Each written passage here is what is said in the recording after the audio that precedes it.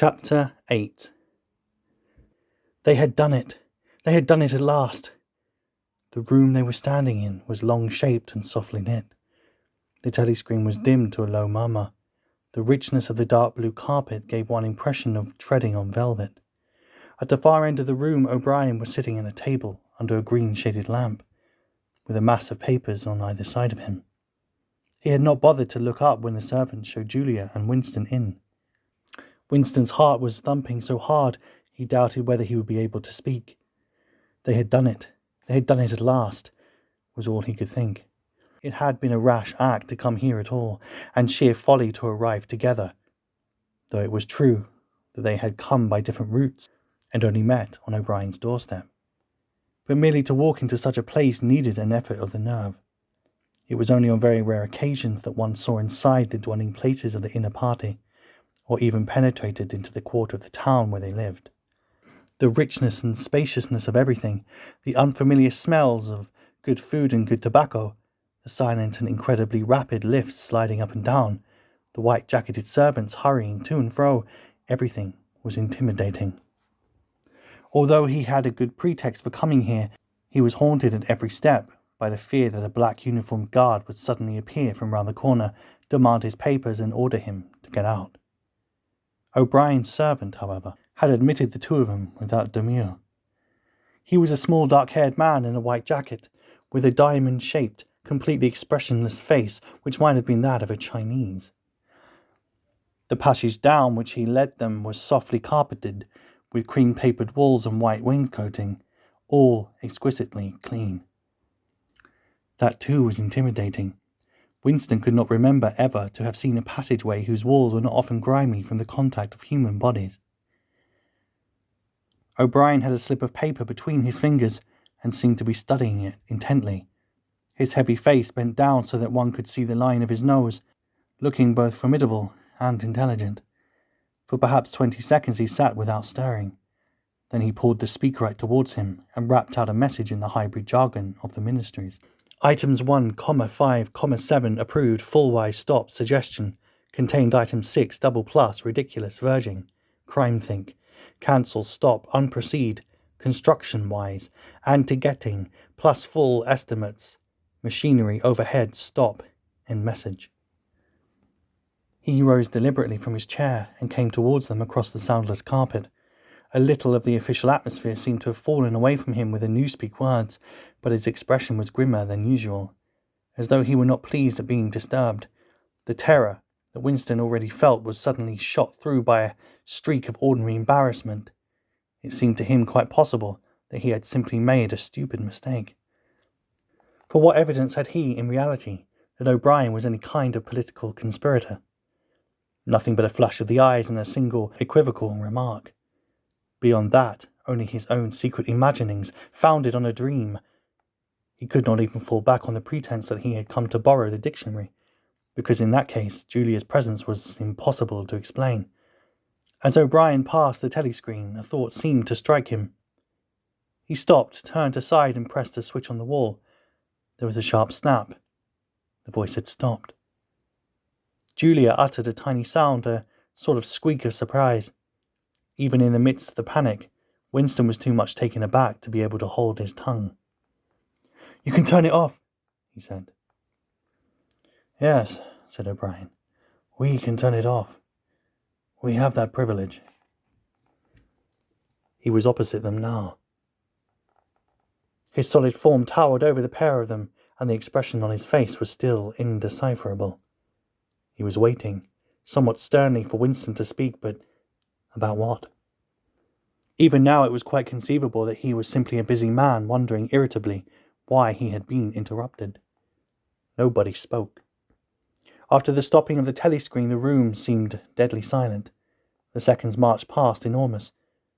With difficulty, Winston continued to keep his eyes fixed on O'Brien's. Then suddenly the grim face broke down into what might have been the beginnings of a smile. With his characteristic gesture, O'Brien resettled his spectacles on his nose. "Shall I say it, or will you?" he said. "I will say it," said Winston promptly. "That thing's really turned off." "Yes, everything's turned off. You're alone. We've come here because..." He paused, realizing for the first time the vagueness of his own motives, since he did not know in fact what kind of help he expected from O'Brien. It was not easy to say why he had come here. He went on, conscious that what he was saying must sound both feeble and pretentious. "We believe there's some kind of conspiracy, some kind of secret organization working against the party, and that you are involved in it. We want to join it and work for it. We are the enemies of the party. We disbelieve the principles of Ingsoc. We are full criminals. We are also adulterers. I tell you this because we want to put ourselves at your mercy. If you want us to incriminate ourselves in any other way, we're ready." He stopped and glanced over his shoulder, with the feeling that the door had opened. Sure enough, the little yellow-faced servant had come in without knocking. Winston saw that he was carrying a tray with a decanter and glasses. "Martin is one of us," said O'Brien impassively. "Bring the drinks over here, Martin. Put them on the round table. Have we enough chairs? Then we may as well sit down and talk in comfort. Bring a chair for yourself, Martin. This is business. You can stop being a servant for the next 10 minutes. The little man sat down quite at his ease, and yet still with a servant-like air, the air of a valet enjoying a privilege. Winston regarded him out of the corner of his eye. It struck him that the man's whole life was playing a part, and that he felt it to be dangerous to drop his assumed personality even for a moment. O'Brien took the decanter by the neck and filled up the glasses with a dark red liquid. It aroused in Winston dim memories of something seen long ago. On a wall or a hoarding, a vast bottle composed of electric lights which seemed to move up and down and pour its contents into a glass. Seen from the top, the stuff looked almost black, but in the decanter it gleamed like a ruby. It had a sour, sweet smell. He saw Julia pick up her glass and sniff at it with frank curiosity. "It is called wine," said O'Brien with a faint smile. "You would have read about it in books, no doubt. Not much of it gets to the outer party, I'm afraid." His face grew solemn again, and he raised his glass. "I think it is fitting that we should begin by drinking a health to our leader, to Emmanuel Goldstein." Winston took up his glass with a certain eagerness. Wine was a thing he had read and dreamed about. Like the glass paperweight on Mr. Charrington's half-remembered rhymes, it belonged to the vanished, romantic past, the olden time as he liked to call it in his secret thoughts. For some reason he had always thought of wine as having an intensely sweet taste, like that of blackberry jam, and an immediate, intoxicating effect. Actually, when he came to swallow it, the stuff was distinctly disappointing. The truth was that after years of gin drinking, he could barely taste it. He set down the empty glass. "Then there is such a person as Goldstein," he said. "Yes, there is such a person. He is alive. Where, I do not know. And the conspiracy, the organization, is it real? It's not just simply an invention of the Full Police." "No, it is real. The Brotherhood, we call it. You will never learn much more about the Brotherhood than it exists and that you belong to it. I will come back to that presently." He looked at his wristwatch. "It is unwise even for the members of the inner party to turn off the telescreen for more than half an hour. You ought not to have come here together, and you will have to leave separately. You, comrade," he bowed his head to Julia, "will leave first. We have about 20 minutes at our disposal. You will understand that I must start by asking you certain questions. In general terms, what are you prepared to do?" Anything that we're capable of," said Winston. O'Brien had turned himself a little in his chair so that he was facing Winston. He almost ignored Julia, seeming to take it for granted that Winston could speak for her. For a moment the lids flitted down over his eyes. He began asking his questions in a low, expressionless voice, as though this were a routine, a sort of catechism, most of whose answers were known to him already. "You're prepared to give your lives?" "Yes." "You are prepared to commit murder?" "Yes." "To commit acts of sabotage which may cause the death of hundreds of innocent people?" "Yes." "To betray your country to foreign powers?" "Yes." You are prepared to cheat, to forge, to blackmail, to corrupt the minds of children, to distribute habit-forming drugs, to encourage prostitution, to disseminate venereal diseases, to do anything which is likely to cause demoralization and weaken the power of the party. Yes. If, for example, it would somehow serve our interest to throw sulfuric acid into a child's face, are you prepared to do that? Yes. You are prepared to lose your identity and live out the rest of your life as a waiter or a dock worker? Yes. You are prepared to commit suicide if and when we order you to do so? Yes. You are prepared, the two of you, to separate and never see one another again? No, broke in Julia. It appeared to Winston that a long time passed before he answered. For a moment he seemed even to have been deprived of the power of speech. His tongue worked soundlessly, forming the opening syllables first of one word, then of the other, over and over again. Until he had said it, he did not know which word he was going to say. No, he said finally. You did well to tell me, said O'Brien. It is necessary for us to know everything. He turned himself to Julia, and added in a voice with somewhat more expression in it. Do you understand that even if he survives, he may be as a different person? We may be obliged to give him a new identity. His face, his movements, the shape of his hands, the colour of his hair, even his voice would be different. And you yourself might have to become a different person. Our surgeons can alter people beyond recognition. Sometimes it is necessary. Sometimes we even amputate a limb. Winston could not help snatching another sidelong glance at Martin's Mongolian face. There were no scars that he could see. Julia had turned a shade paler, so that her freckles were showing, but she faced O'Brien boldly. She murmured something that seemed to be assent. Good, then that is settled. There was a silver box of cigarettes on the table. With a rather absent-minded air, O'Brien pushed them towards the others, took one himself, and began to pace slowly to and fro, as though he could think better standing. They were very good cigarettes, very thick and well packed, with an unfamiliar silkiness in the paper. O'Brien looked at his wristwatch again. You had better go back to your pantry, Martin, he said. I shall switch on in a quarter of an hour. Take a good look at these comrades' faces before you go. You will be seeing them again. I may not.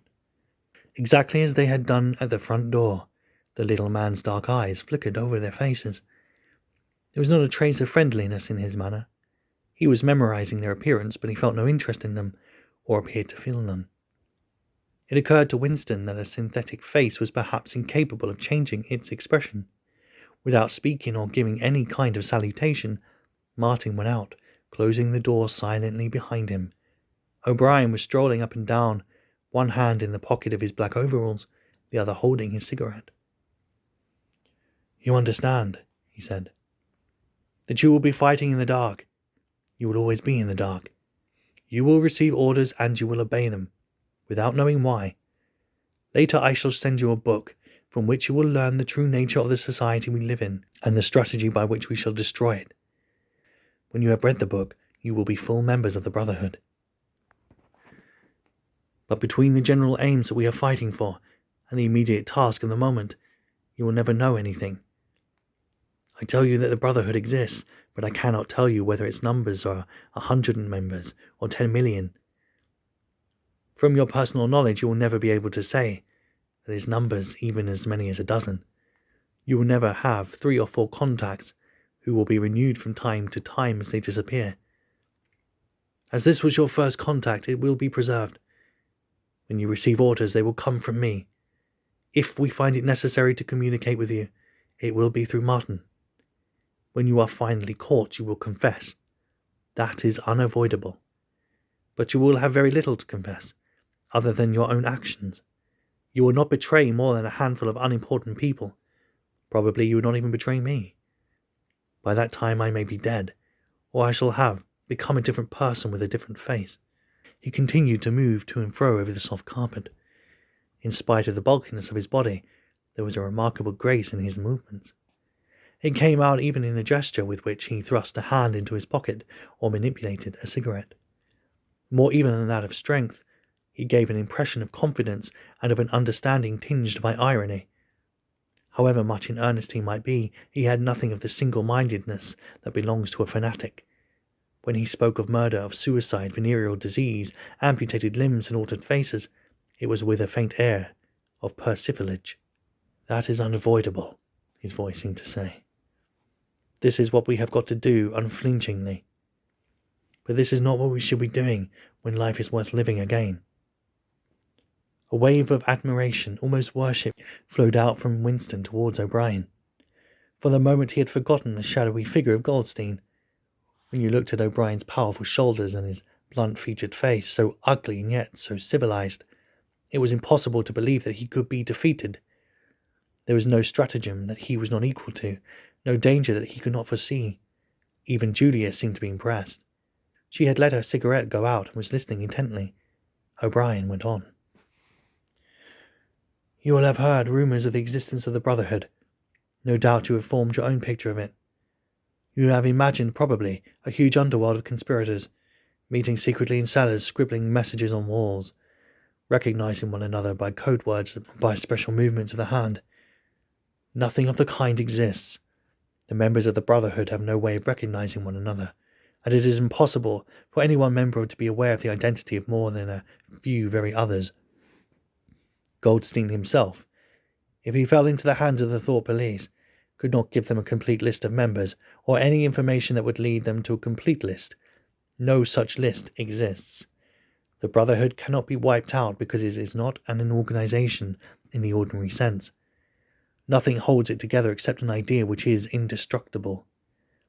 You will never have anything to sustain you except the idea. You will get no comradeship and no encouragement. When finally you are caught, you will get no help. We never help our members.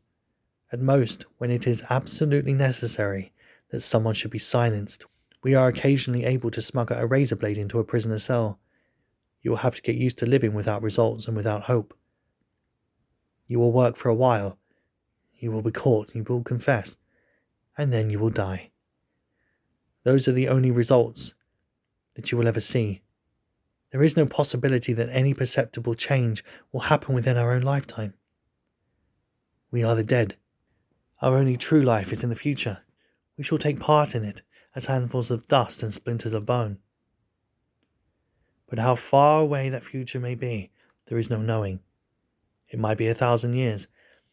At present nothing is possible except to extend the area of sanity little by little. We cannot act collectively. We can only spread our knowledge outwards from individual to individual, generation after generation. In the face of the Thought Police, there is no other way."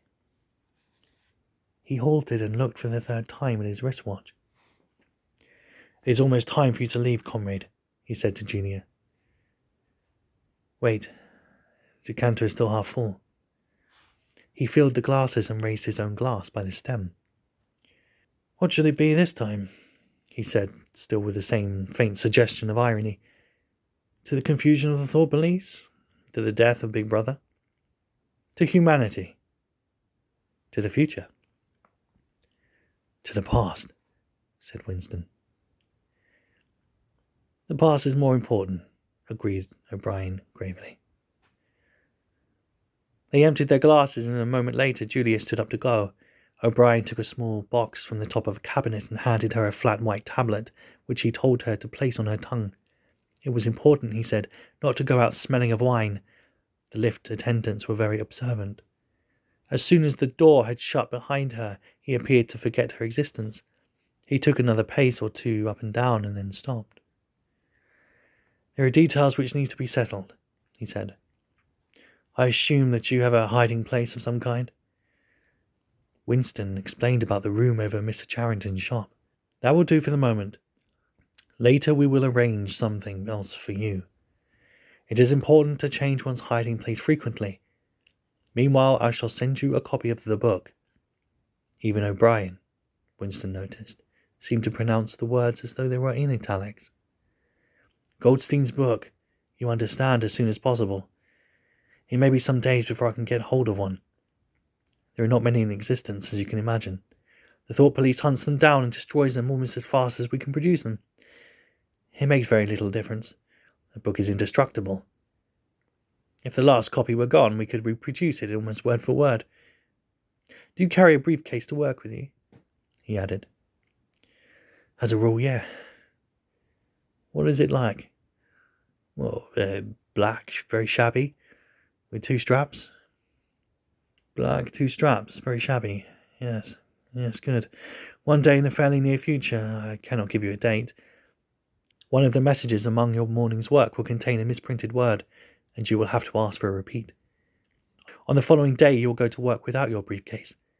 At some time during the day in the street, a man will touch you on the arm and say, I think you have dropped your briefcase. The one he gives you will contain a copy of Goldstein's book. You will return it within 14 days.